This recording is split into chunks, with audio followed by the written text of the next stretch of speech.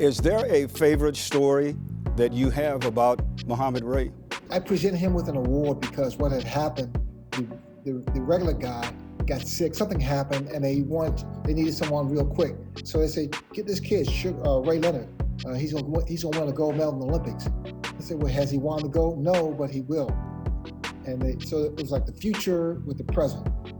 And I presented him with an award, and I remember sitting at the table with him, and he sat down beside me. I'm sitting down, and all these utensils, and up on the side, and on the top, then on the side. I'm like, at my table, we had a spoon or a fork. So I didn't know what to touch, so I didn't do anything until he did it. And I waited, and he reached out and grabbed that bun or that biscuit and dipped it into the gravy and ate it. I did the same thing. I just did the same thing. I met Muhammad Ali when I was 11 years old. I was in Spofford Juvenile Detention Center. And when I saw him right there, I said, I want to be like him. 1980, October 2nd, Muhammad Ali is fighting Larry Holmes.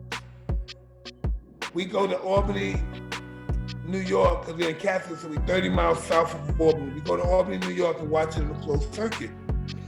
And he beats the shit out of Muhammad Ali. And so we leave, we get out of the car. And when we get in that car, we got 30 miles to go. For 30 miles, no one said nothing in the car.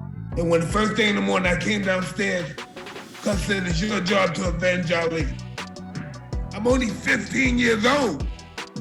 My daughter and they don't understand, I'm only 15.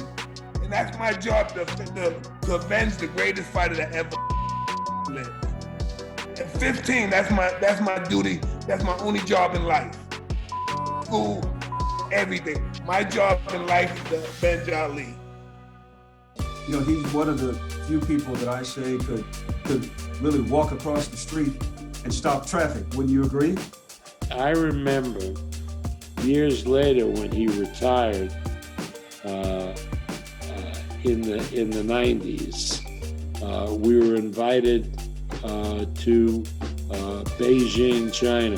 When we went home, we had to stop, and the plane went from Beijing to Shanghai, and the Chinese people, who I am sure had never seen Ali fight, but knew who he was, they all went crazy in the airport when they saw him. I will always cherish those moments that I spent with him.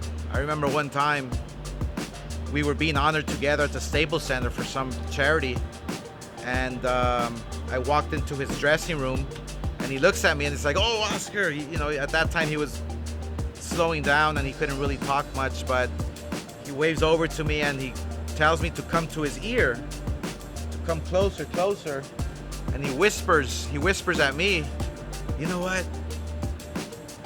You might be prettier than me, but I'm still the greatest."